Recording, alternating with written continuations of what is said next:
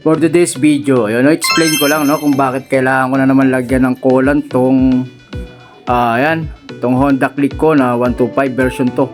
So ito, yan pinuno ko na yan, yung taas na yan dyan, yung lagayan na yan, pinuno ko na yan kasi iniisip ko na bababa naman yan doon sa pinaka radiator nya. So ngayong gabi no, bago ako natulog, nilagyan ko muna ng coolant to. Kasi nga itong mga huling araw madalas nang mawala ng coolant to, kaya nag-check engine siya ng overheat. So ngayon nilagyan ko na yan ng coolant no, bago ako natulog. Tapos kinabukasan nga nung babiyahe na ako, eto na naman ang problema. Panoorin nyo yung video, tapusin nyo mga tol. So isang nakakalungkot na balita na naman mga tol.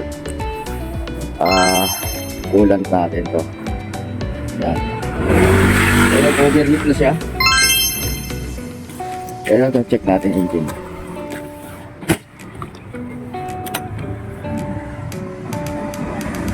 Ito na oh. Hindi na ito mawala.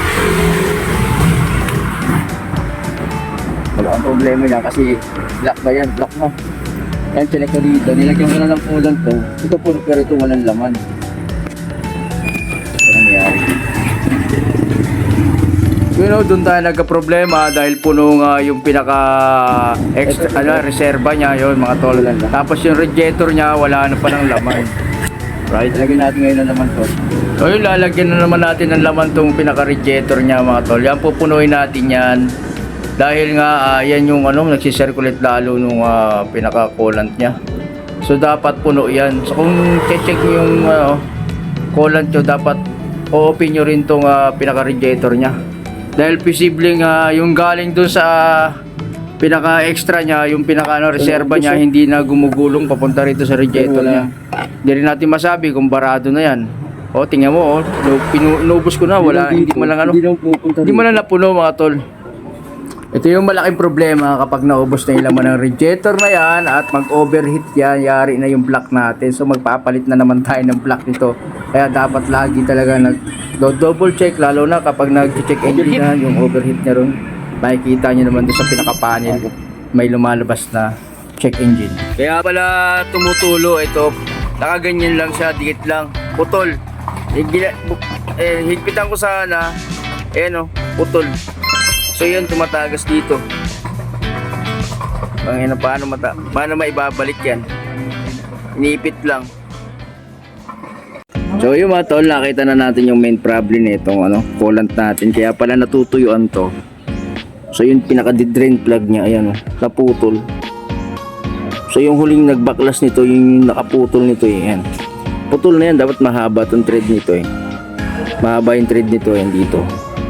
So nagtataga siya rito. Kahit puno ito, hindi kagad dumidiretso rito. So dapat i-check nyo rin i-check nyo rin to para malaman nyo kung may laman talaga ito o wala. Kasi kahit puno to, ayan puno pero dito hindi na puno to, wala nang laman to dahil tumutulo siya dito. Naputol na tong drain nya. So hindi nakabaw ng todo yun, naputol lang, dinikit na lang ng ganun kaya ganyan. Buti hindi nalaglag. So kahit may laman yan, kapag nag-overheat yan, mamomonitor sa panel doon, check nyo pa rin talaga to, bubuksan nyo to kasi ito walang laman dahil yan putol. So ang alam kong huling nagtanggal nito yung nag-drain, ibinalik na lang ng kunyari pero hindi niya masyadong nahigpitan yan sa ilalim. Problema nito kung paano babaklasin yan. Ay nako.